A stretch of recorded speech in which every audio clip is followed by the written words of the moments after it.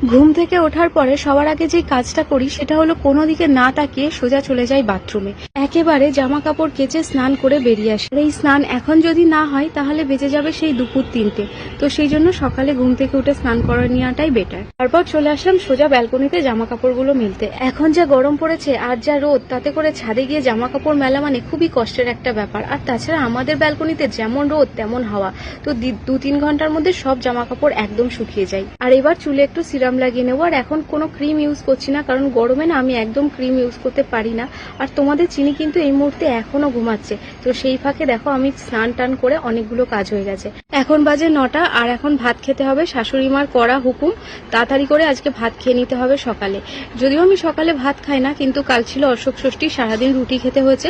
তো সেই জন্য শাশুড়ি মার কড়া হুকুম, ভাত আগে খেয়ে নিতে হবে। যদিও সকালে উঠে চা খেয়েছিলাম। আর তারপরে আজকে চিকেন এনেছিল রথিন, তো তারপরে চিকেনটা ধুয়ে নিলাম। ওদিকে সব